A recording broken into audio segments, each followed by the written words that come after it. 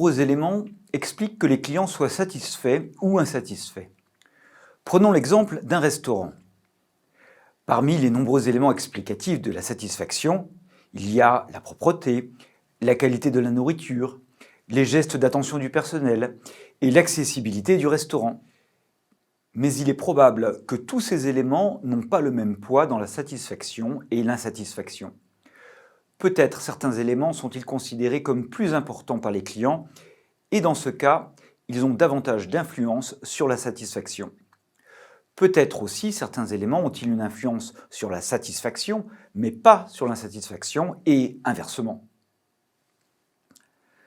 Un modèle développé dans le domaine des services, le modèle tétraclasse du professeur Loza, permet de classer en 4 classes distinctes les éléments qui concourent à la satisfaction ou l'insatisfaction. Les basiques, les clés, les plus et les secondaires. Les basiques sont les éléments considérés comme absolument indispensables à la satisfaction. Reprenons l'exemple du restaurant. Si le restaurant n'est pas propre, les clients seront assurément mécontents. Ils seront très insatisfaits. Mais si, inversement, le restaurant est très propre, cela contribue peu à leur satisfaction. Cela ne va pas les transporter de joie. La propreté est un élément basique. La propreté a une forte influence sur l'insatisfaction lorsqu'elle est évaluée de manière négative, mais n'a en revanche que peu d'influence sur la satisfaction lorsqu'elle est évaluée de manière positive. Souvenez-vous des recommandations énoncées dans une autre vidéo pour réussir la qualité de service. Il faut réaliser le service de base. Les clients veulent que leurs attentes fondamentales soient respectées. En conséquence, l'entreprise doit être absolument irréprochable sur les basiques, car les clients considèrent que la performance sur ces éléments est la moindre des choses qu'ils puissent exiger. Les éléments clés ont une influence sur la satisfaction comme sur l'insatisfaction. Prenons l'exemple de la qualité de la nourriture au restaurant. Si cette qualité est bonne, la satisfaction augmente. Si elle laisse à désirer, elle engendre de l'insatisfaction. Les éléments clés ont un poids important sur la satisfaction comme sur l'insatisfaction.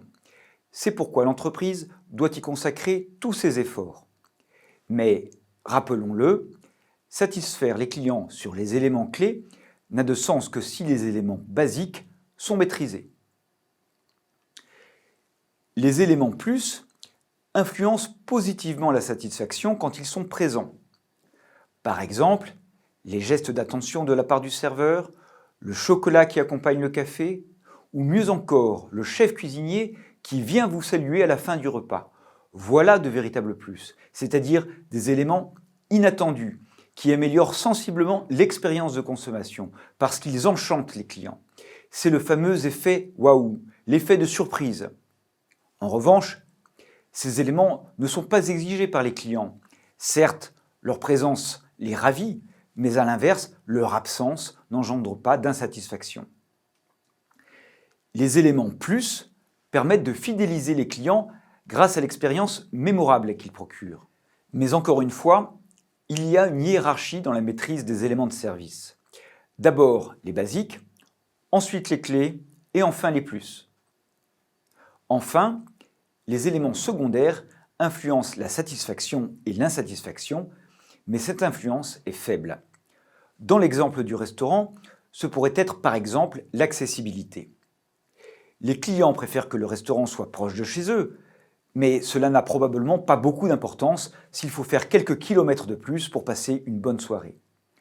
Dans le plan opérationnel qui vise à accroître la satisfaction client, la prise en compte des éléments secondaires n'est pas une priorité. Il est important d'identifier les éléments secondaires afin d'éviter d'investir sur des éléments qui seraient générateurs de surqualité et qui occasionneraient des dépenses inutiles sans accroître significativement le niveau de satisfaction. Voici maintenant un exemple réel d'utilisation du modèle tétraclasse. Une étude a été réalisée auprès de 230 patients hospitalisés dans un service chirurgical de court séjour. Parmi les nombreux éléments de qualité de service recensés dans cette étude, en voici simplement 4. La prise en compte de la douleur, l'écoute et la disponibilité du personnel hospitalier, le confort de la chambre et l'efficacité du service d'admission. À votre avis, comment se répartissent ces 4 éléments dans la grille tétraclasse? L'analyse statistique a montré que la prise en compte de la douleur est un élément basique. L'écoute et la disponibilité du personnel hospitalier sont clés. Le confort de la chambre est un plus. L'efficacité du service d'admission est secondaire. Résumons le modèle tétraclasse. L'insatisfaction n'est pas l'opposé de la satisfaction, car les éléments qui expliquent la satisfaction ne sont pas toujours les mêmes que ceux qui expliquent l'insatisfaction. Certains éléments ont plus d'importance que d'autres. Il existe 4 catégories d'éléments: les basiques, les clés, les plus et les secondaires. Enfin, il y a une hiérarchie à respecter. D'abord, maîtriser les basiques, ensuite, investir sur les clés, et enfin, faire la différence avec les plus. La répartition des éléments de service dans les 4 cases du modèle tétraclasse varie bien entendu selon les secteurs d'activité. C'est pourquoi le modèle a été utilisé dans des contextes très différents: banque, restauration, grande distribution, club de sport, zone commerciale, hôpitaux, assurance, hôtellerie, pharmacie, vétérinaire, etc.